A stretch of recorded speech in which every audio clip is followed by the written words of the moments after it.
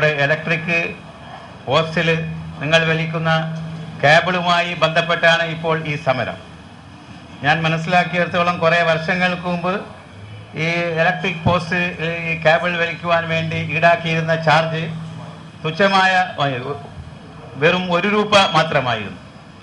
ഇന്നത് ആ പോസ്റ്റിൻ്റെ വില തന്നെ നിങ്ങളിൽ നിന്ന് ഈടാക്കാനുള്ള ഒരു പരിപാടിയാണ് ഇപ്പോൾ അധികൃതർ ആവിഷ്കരിച്ചിട്ടുള്ളത് എന്നാണ് മനസ്സിലാക്കുന്നത്. ഇനി കുറേ കഴിഞ്ഞാൽ ഈ കേബിൾ TV പ്രവർത്തിക്കുന്ന മേഖലകളിലെ വൈദ്യുതി ചാർജ് മുഴുവൻ നിങ്ങൾ തന്നെ അടയ്ക്കേണ്ടി വരുമോ എന്നതിനെക്കുറിച്ചും നാം സംശയിക്കേണ്ടിയിരിക്കുന്നു. ഏതായാലും കേബിൾ TV ഓപ്പറേറ്റേഴ്സ് അസോസിയേഷൻ എൻ്റെ നാട്ടിലുണ്ട്.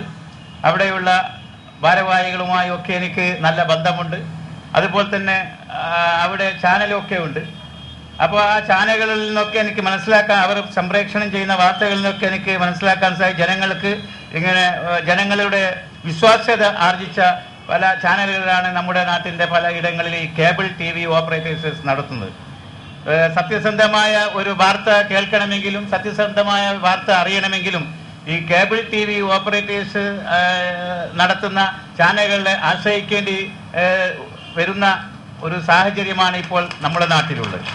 അതുകൊണ്ട് സത്യസന്ധമായ വാർത്തകൾ ജനങ്ങൾക്ക് എത്തിക്കുകയും നീതിയുടെ ഭാഗത്ത് നിൽക്കുകയും ജനങ്ങളോടൊപ്പം നിൽക്കുകയും ചെയ്യുന്ന, നിങ്ങളെ പീഡിപ്പിക്കുന്ന കാര്യം ആര് നടത്തിയാലും ജനപ്രതിനിധിയായ ഞങ്ങൾ അതിന് കൂട്ടുനിൽക്കുകയില്ല എന്ന് ഈ അവസരത്തിൽ നിങ്ങളെ അറിയിക്കുവാൻ ആഗ്രഹിക്കുന്നു.